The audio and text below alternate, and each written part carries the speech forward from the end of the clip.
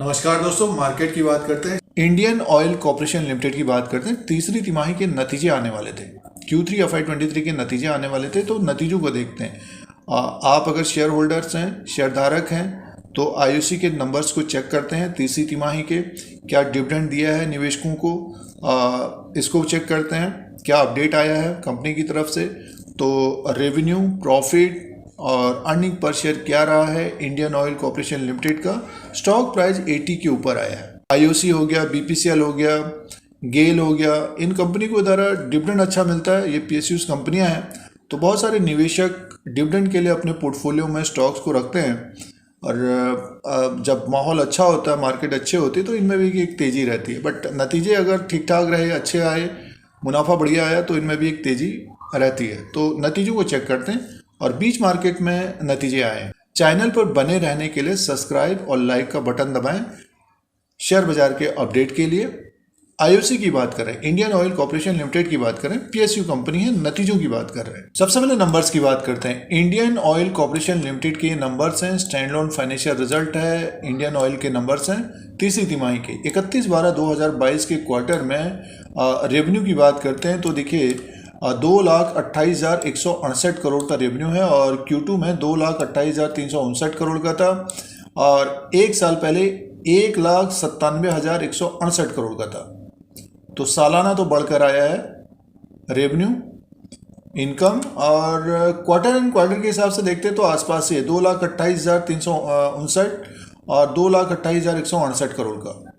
तो quarter and quarter के हिसाब से आसपास ही है, बट सालाना देखते हैं तो इनकम बढ़ा है। अदर इनकम को अगर हम प्लस करके देखते हैं तो टोटल इनकम जो है IOC का 2,29,883 करोड़ का है और Q2 में 2,30,557 करोड़ का था। एक साल पहले 1,98,547 करोड़ का। तो 1,98,547 करोड़ से बढ़कर ये 2,29,883 करोड़ का टोटल इनकम हो गया है IOC का Q3 FY23 में।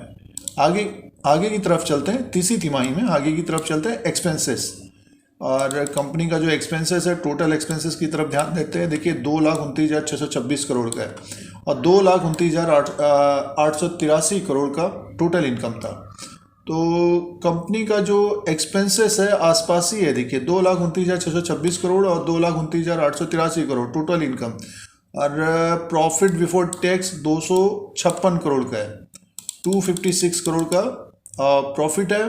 चलते हैं सीधे से net profit loss for the period की बात करते हैं तो 448 करोड़ का प्रॉफिट है। 272 करोड़ का नुकसान था Q2 में और एक साल पहले देखिए प्रॉफिट 5,860 करोड़ का था।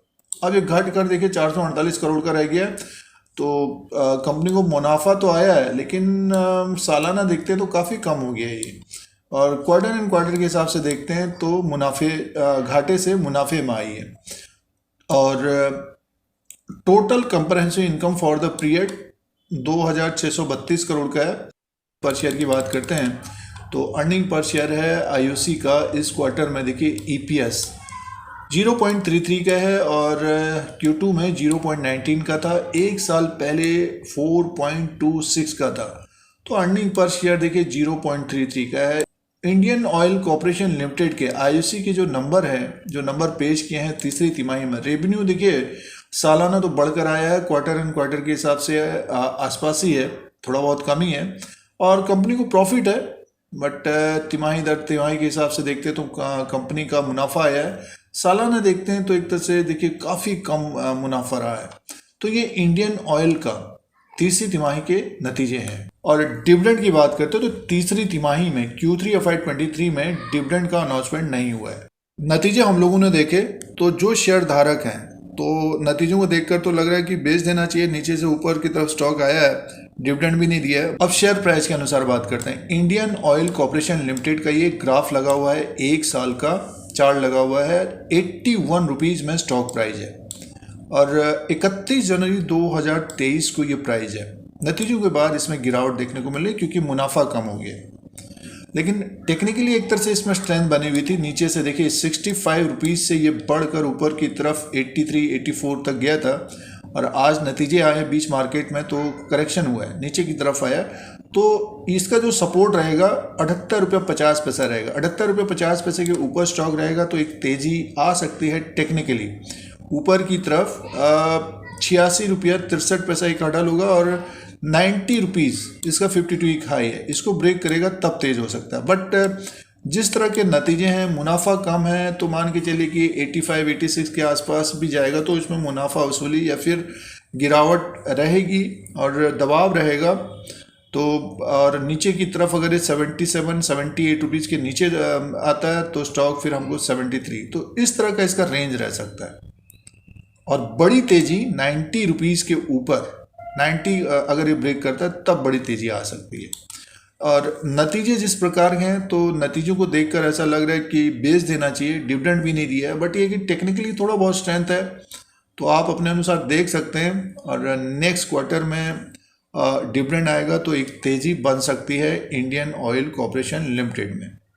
तो अगर डिविडेंड के लिए रखा है तो नेक्स्ट क्वार्टर में अच्छा डिविडेंड मिल सकता है, बट ये है कि अब इस क्वार्टर में डिविडेंड भी नहीं दिया गया है, नतीजे भी थोड़ा बहुत, मुनाफा कम है और स्टॉक में जो स्ट्रेंथ बनी थी आज गिरावट है, तो ऊपर की तरफ जाएगा तो थोड़ा बहुत दबाव रह सकता है, प्रॉफिट बुकिंग आ सकती है।